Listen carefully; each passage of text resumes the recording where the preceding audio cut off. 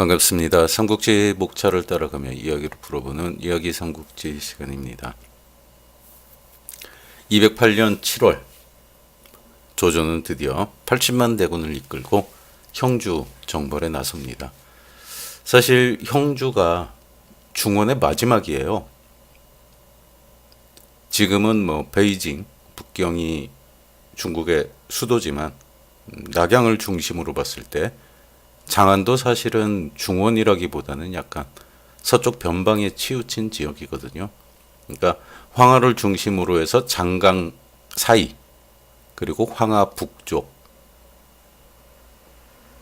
그 정도가 중원이었고 그 정도를 온전한 한족의 영역으로 그렇게 생각했던 것이 당시의 중국인들의 생각이었습니다.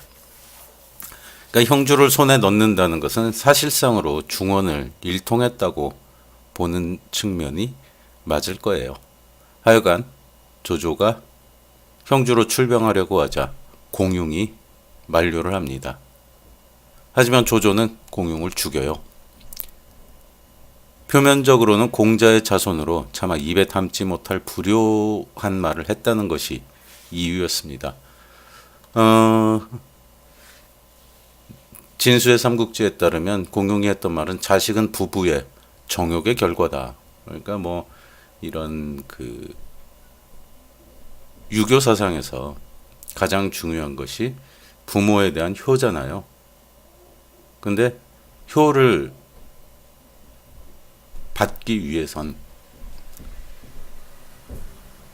그게 어떤 신령스런 좀 고차원적인 이런 결과물로 자식을 낳아야 되는데 사실은 그게 아니라 어쩌다가 자기 자신들의 본능적인 욕망을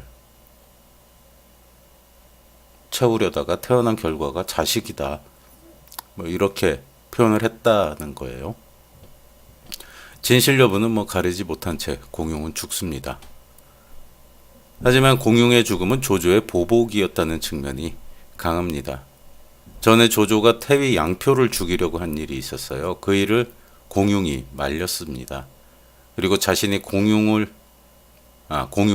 양표를 변호하기 위해 주공의 고사로 예를 들었어요. 성왕이 소공을 죽이려 했다면 주공은 보고만 있었겠습니까? 그러니까 소공은 양표, 주공은 공용, 성왕은 다름 아닌 조조였죠.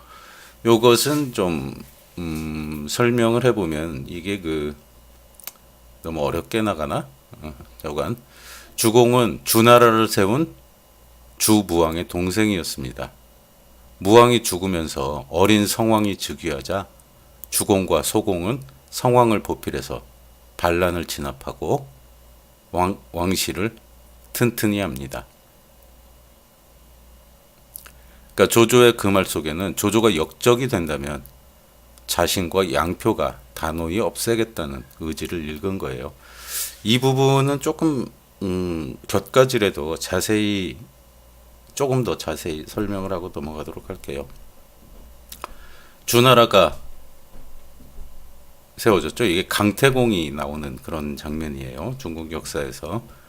그리고 죽습니다. 그리고 주무왕이 들어서요. 주무왕에게는 동생이 있었습니다. 이 사람이 주광이에요. 주공. 동생한테 왕을 부탁한 거예요. 그러니까 왕의 입장에서는 삼촌이 되는 셈이죠. 그러니까 왕이 어리니까 네가 내 동생이니까 네 조카를 왕으로서 잘 뭐라고 할까? 통치를 잘할 수 있게 네가 옆에서 보좌를 해라. 그리고 같은 파트너로 소공을 지명을 합니다. 그러니까 주공과 소공은 성왕, 어린 왕을 보필하는 그런 고명 대신이 된 거예요. 그런데 이 성왕이 어려서 좀 예의도 없고 행실이 좀 바르지 못했습니다. 그래서 동궁으로 유폐를 해요. 주공이 조카를 동궁으로 가둡니다. 그래서 나중에 이제 조선시대에도 보면은 동궁마마라는 말이 나와요. 동궁. 이때부터 태자궁이 동궁이 된 거예요.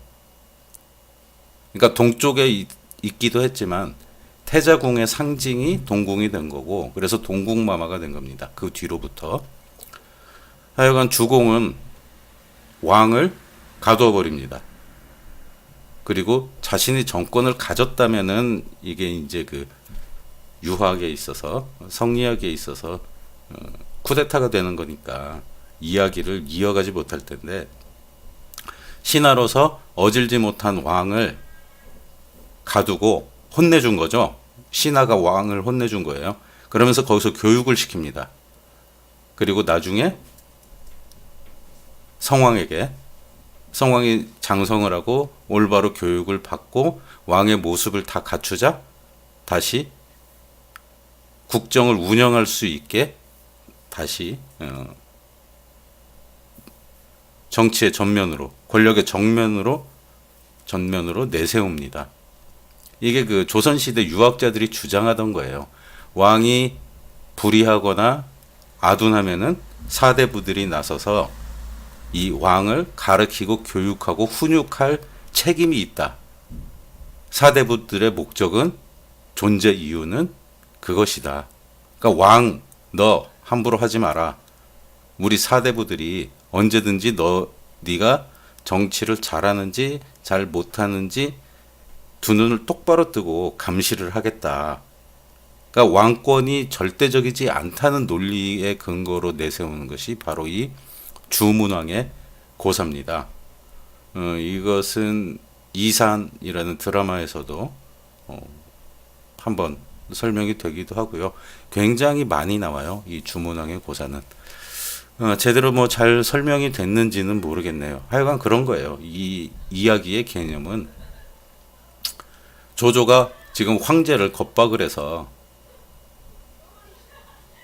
자기 자신이 정권을 마음대로 하고 있다는 거죠.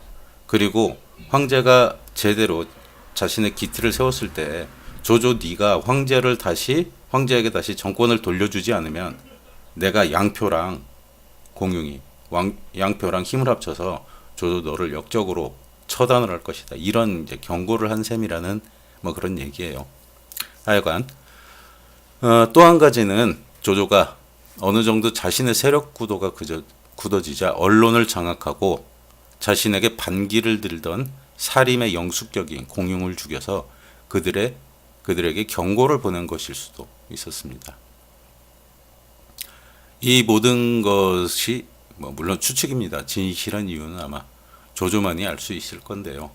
여기서 조조의 그 국가관이라는 것을 한번 또 짚어보고 넘어갈 필요가 있어요. 조조는 굉장히 강력한 진보적인 개혁파의 인물입니다. 조조가 가장 싫어했던 것이 사림, 문벌이었어요. 문벌은 무벌보다, 그러니까 그 군사 집단보다 훨씬 더 강력합니다. 힘은 없지만 그들이 모든 행정력에 미치는 영향은 지대하거든요. 그래서 당시에는 그 교차 추천 제도가 있었습니다. 예를 들어서 원씨가 있어요. 원소 가문. 그리고 공씨가 있습니다. 공용일 가문이겠죠. 근데 자기 가문의 사람은 추천을 하지 못해요. 그럼 원씨 가문은 공씨 가문을 한 명 추천을 해줍니다. 이 추천이 함부로 못했던 이유는 내가 추천한 사람이 비리를 저지르면 그 사람도 뭐 벌을 받지만 추천해준 사람까지 같이 벌을 받아요. 그래서 사람을 추천하는 일은 굉장히 초기에는 신중한 일이었습니다. 그런데 이게 점점 추천한 사람이 늘어나니까 법을 집행하는 사람까지 우리 편인 거예요. 이해가 좀 가시려나? 자, 오늘은 좀 어려워도 이해하고 들으시기 바라겠습니다. 그래서 원씨 가문이 공씨 가문을 한 명 추천하면은 공씨 가문이 원씨 가문을 하나 추천을 합니다.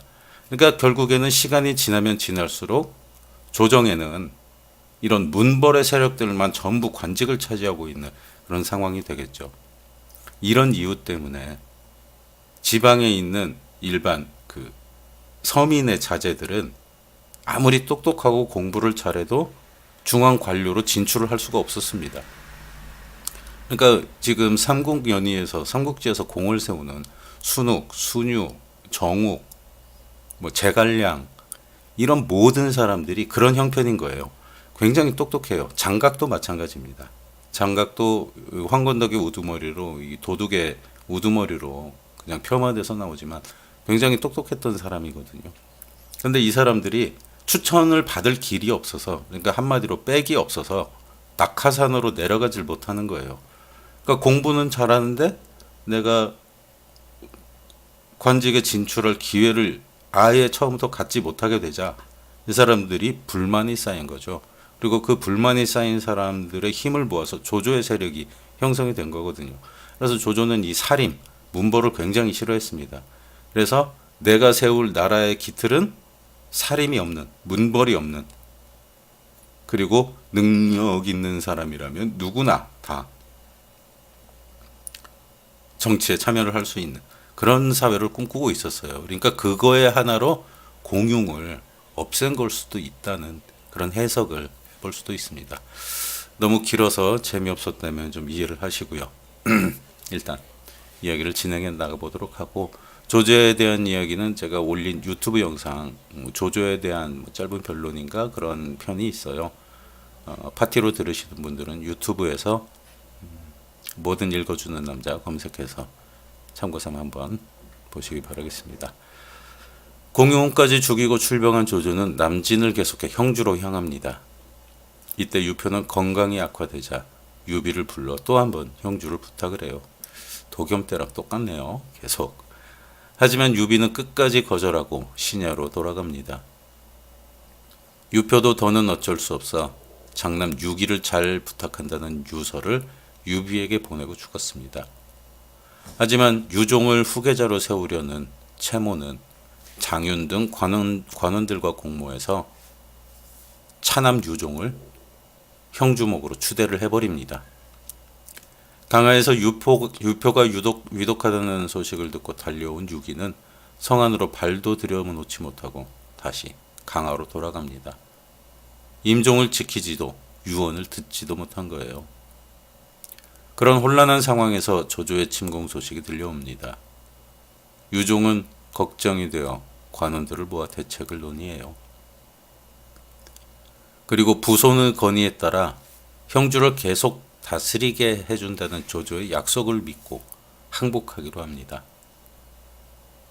조조도 무섭지만 유비가 유표의 유언을 지키지 않은 죄를 물어오는 것이 두렵기 때문이었습니다. 그러니까 유서로 유비에게 큰아들에게 형주를 맡게 해달라, 그리고 유비가 좀 옆에서 보좌를 해달라, 이런 유언을 내렸는데 유종이 현재의 세력을 믿고 형주를 장악을 하고 그 형주를 조조에게 바치니까 유비가 자신을 혼내려 할까봐 두렵기도 했다는 그런 거죠. 하지만 항복의 글을 가지고 조조에게 다녀오던 송충이 관우에게 잡혀서 유비는 형주의 위급을 알았습니다. 하지만 조조가 이미 지척에 다가오고 있어서 우선 급한 불을 꺼야 했어요. 제갈량은 서둘러 유비에게 권해서 신야의 백성을 모두 데리고 번성으로 피하게 합니다. 그리고 텅 빈 신야의 집집마다 유황과 기름을 부어 불에 잘 타게 준비해 놓았어요. 그리고 장수들에게 지시해 여러 곳에 매복하게 하고 자신은 유비와 함께 쳐들어오는 조인을 지체시켜 늦은 시간에 신야에 도착하게 만들었습니다. 밤이 늦어 신야에 도착한 조인은 군막을 치지 않고 버려진 민가에 들어가 군사를 쉬게 했어요. 그게 당연하겠죠. 집이 있는데 뭐하러 군막을 쳐요. 이것이 바로 밤늦게 도착하게 한 제갈량이 노리는 바였어요. 그날 밤 바람도 유난히 거세게 불어서 화공을 하기에 더없이 좋았습니다. 불화살을 맞은 신야성은 유황과 기름의 불이 붙어 엄청난 기세로 타오릅니다. 당황한 조인의 군사들은 정신없이 달아났어요. 조은과 유봉이 신야성 밖에서 매복하고 있다가 도망오는 조인을 공격합니다. 가까스로 조이는 백하강변에 이르러 잠시 쉬었어요. 병사들도 국회의원 여러 병사들도 죄송합니다. 병사들도 불에 그을리고 대인 상처를 강물에 싣고 목을 죽인 후에 강을 건넜습니다. 제갈량의 지시를 받고 백하 상류에 주둔해 강물을 막고 있던 관우는 백하 하류가 소란스러워지자 적병이 도착한 것을 알고 막았던 둑을 터뜨립니다. 숱한 군사들이 강물에 떠내려갔습니다. 그러나 조인의 고난은 그것이 끝이 아니었어요. 가까스로 강을 건넌 조인 앞에 기다리고 있던 장비가 나타났습니다. 조인은 겨우 살아남은 몇 명의 군사와 함께 폐허가 된 신야를 달아나 조홍을 조조에게 보내 전황을 보고합니다. 조조는 크게 화를 내며 전군을 거느리고 신야로 향합니다. 그리고 번성의 유비에게 서서를 파견해 항복을 권했어요. 그러나 조조의 본심은 시간을 벌고 백하를 메워서 한꺼번에 군사를 거느리고 공격하려는 속셈이었습니다. 한편 서서에게 조조의 작전을 알게 된 유비는 다시 백성들을 인솔해서 양양으로 피신합니다. 그러나 어렵게 양양에 도착해 보니 유비를 견제하던 채모가 성문을 열어주지 않고 오히려 유비를 공격합니다. 성문을 지키던 장수 위연이 자신을 따르는 군사를 수습해 채모에게 대항하고 성문을 열었습니다. 양양성 앞은 양양성으로 피신하려는 백성과 양양성에서 나와 유비를 따르려는 백성들이 엉켜 아수라장이 되었어요. 거기다 위연과 채모의 군사가 싸우니 상하고 다치는 백성도 부지기수였습니다. 유비는 그 참담한 꼴에 양양성에 들어가지 못하고 그냥 강릉을 향해 길을 잡습니다. 형주의 군량과 군수물자 대부분이 강릉에 있기 때문에 그곳을 점령하면 조조와 싸워볼 여력을 얻을 수 있다고 판단을 했어요. 군사를 거느리고 장윤, 문빙을 상대로 싸워 유비를 영접하려던 위원은 유비가 떠나버리자 장사태수 한현에게 달아납니다. 이때 조조는 이미 백하를 건너 번성에 들어왔습니다. 그리고 한수를 건너 양양으로 도망하려고 배와 뗏목을 마련하게 했어요. 그리고 유비의 행선지를 추적합니다. 거의 열흘이 지나서 정찰병이 유비가 강릉으로 향하고 있다는 소식을 전해왔습니다. 조조는 깜짝 놀라 군사를 서둘러 소집했습니다. 유비가 강릉에 들어간다면 후환을 남기게 된다는 생각이 들었기 때문이에요. 그러나 빼와 뗏목이 완전히 구비되지 않아서 많은 군사가 건널 수는 없었습니다. 조조는 우선 급한 대로 빠른 기병대를 선발로 급히 유비를 추격하게 하고 최대한 많은 병사를 모아 후발대로 출전을 합니다. 그리고 나머지 군사들도 배가 준비되는 대로 뒤를 따르라는 명령을 내렸어요. 이미 떠난 지 열흘이 지났지만 유비의 행보는 느리기만 했습니다. 10만에 가까운 백성들이 노약자와 아이를 안고 살림살이까지 지고 그들을 보호해서 퇴각하기 때문이었습니다. 장수들은 곧 있을 조조의 추격이 두려워 행군을 서둘 것을 건의했어요. 지금 우리의 행군 속도로는 하루에 10리밖에 나가지 못합니다. 그러다 조조의 추격병이 당도하면 우리는 강릉에 도착하지도 못하고 당할 것입니다. 우선 날쌘 군사들을 끌고 먼저 강릉으로 들어가 방비를 굳게 하십시오. 백성은 그 다음에 받아들여도 충분할 것입니다. 그러나 유비는 눈물을 흘리며 대답합니다. 대업을 이루려는 사람은 반드시 사람을 근본으로 하는 법이요. 내가 백성을 버리면 그들은 다시는 나를 찾지 않을 것이요. 인본. 이게 어떻게 보면 삼국연의를 통틀어서 나관중이 위정자들에게, 정치인들에게 하고 싶었던 그런 말이 아닌가 생각을 해봅니다. 그러자 제갈량이 차선책을 말합니다. 조조의 군사가 곧 당도할 것이니 속히 관운장을 강화로 보내서 공자에게 강릉으로 수로를 통해 구원병을 파견하게 하십시오. 그리고 장비에게는 후미에서 백성을 보호하게 하고 조운에게는 유비의 가족을 보호하는 임무를 맡겼습니다. 한편 유종은 번성에서 조조가 부르자 죽는 것이 두려워 감히 가지 못하고 망설였어요.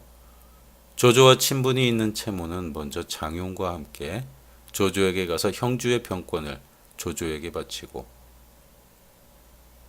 진나무 수군 대도독의 벼슬을 받았습니다. 사실 그 채모와 조조는 동기예요. 사법연수원 동기예요. 굳이 따지자면 같이 난관에 있었고 같이 교육을 받은 관리 양성 교육을 받은 그런 인물입니다. 굉장히 가까운 사이예요. 따지고 보면 장윤도 조순 후 수군 부도독이 되었어요. 그리고 양양서궁으로 돌아와서 유종을 설득해서 조조를 만나게 했습니다. 조조는 유종을 약속과는 달리 형주자사로 임명해 즉시 부임하게 했습니다. 청주자사. 그러니까 형주 말고 서주로 가라는 거였어요. 그러니까 근거지를 멀리 유폐시킨 거나 뭐 다름이 없죠. 유종은 울면서 형주에 살고 싶다고 애원했지만 이미 후회해도 늦은 일이었습니다. 양양에 무혈 입성한 조조는 모사 괴월을 얻은 것을 가장 기뻐했어요.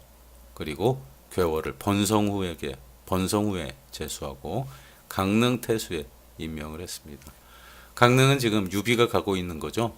이 말은 유비가 강릉에 들어가는 것을 막아야 괴월이 강릉 태수가 되는 셈이죠.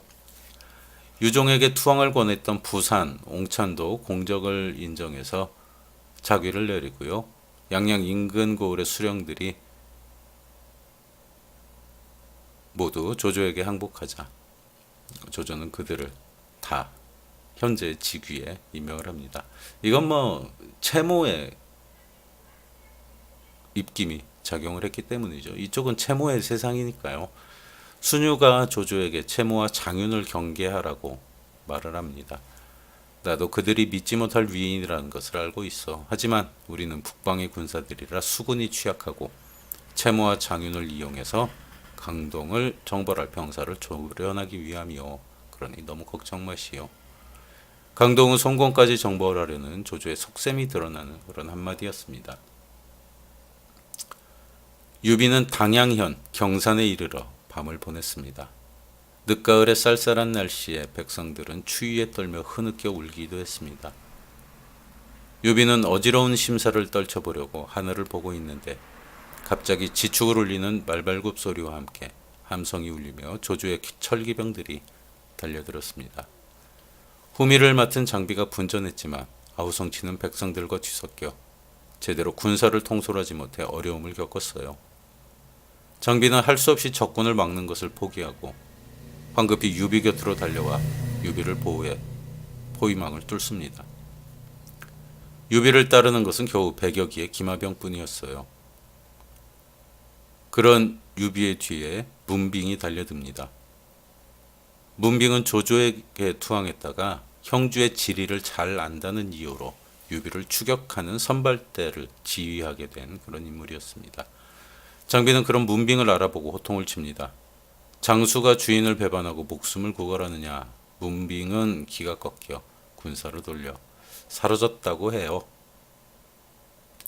겨우 날이 밝아서 포위를 완전히 벗어난 유비는 참담한 지경에 통곡을 하기 시작합니다.